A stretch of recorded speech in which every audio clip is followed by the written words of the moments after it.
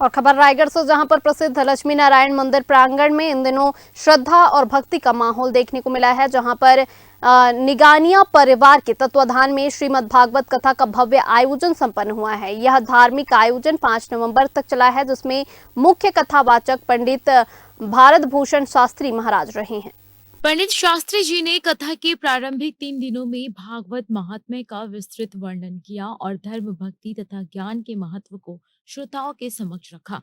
चौथे दिन भगवान श्री राम और श्री कृष्ण की लीलाओं का भावपूर्ण वर्णन किया गया, जिससे समूचा वातावरण भक्तिमय हो उठा। 5वें दिन श्री कृष्ण जन्मोत्सव हर्षोल्लास के साथ मनाया गया। वहीं 6वें दिन रुक्मिणी विवाह की मनमोहक कथा ने सभी भक्तों को भाव विभोर कर दिया। समापन दिवस पर सुदामा चरित्र का वाचन करते हुए पंडित शास्त्री जी ने सच्ची मित्रता, विनम्रता और भक्ति का संदेश दिया। कथा के दौरान प्रतिदिन नगर के विभिन्न क्षेत्रों से भारी संख्या में श्रद्धालु उपस्थित होकर कथा श्रवण का लाभ लेते रहे। मंदिर परिसर भजन कीर्तन और पुष्प सज्जा से सुसज्जित रहा।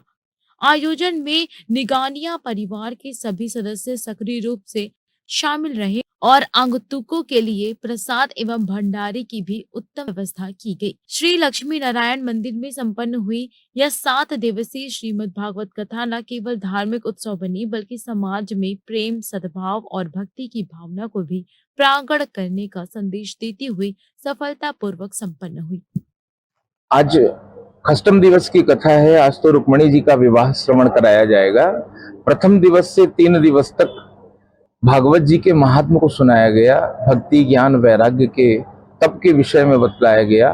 चौथे दिन में भगवान कृष्ण जी का प्रादुर्भाव, रामचंद्र जी की कथा, रामचंद्र जी के जन्म की कथा, और पंचम दिवस में भगवान कृष्ण की बाल लीलाओं को श्रवण कराए हैं। और आज अष्टम दिवस गोवर्धन परिक्रमा करा करके श्री रुक्मिणी जी का मंगल कराया जाएगा।